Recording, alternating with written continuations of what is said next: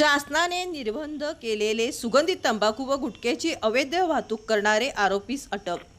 7,81,200 रुपयांचा मुद्देमाल हस्तगत. दिनांक 29 एप्रिल 2024 रोजी स्थानिक गुन्हे अन्वेषण शाखेकडील पथकाला मिळालेल्या बातमीप्रमाणे मिरज ते बेडग गावाकडे जाणारे रोडचे बाजूस असलेले श्री कुलस्वामिनी मंगल कार्यालयाच्या समोर निगराणी करीत असताना एक महिंद्रा मॅक्सिमो मालवाहतूक वाहन नंबर MH10 BR 2660 हे बेडग ते मिरज जाणारे रोडने येताना दिसले. स्थानिक गुन्हे अन्वेषण शाखेतील पथकाने सदर वाहनास थांबवून चौकशी केली असता वाहन चालकाचे नाव जयेश महिपत भगत, वय वर्ष 29, भगतमळा, वडे रायबाग, तालुका कडेगाव, जिल्हा सांगली असे असल्याचे समजले.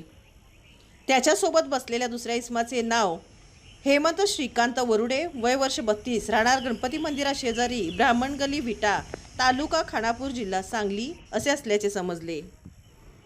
वाहनामध्ये भरलेल्या मालाबाबत पोलिसांनी तपासणी केली असता त्यामध्ये महाराष्ट्र शासनाने प्रतिबंधित केलेला सुगंधित तंबाखू व गुटखा असा एकूण 7,82,200 रुपयांचा मुद्देमाल आढळून आला. हा सर्व माल कुडची येथील विक्रेते पाटील यांचा असल्याचे समजले.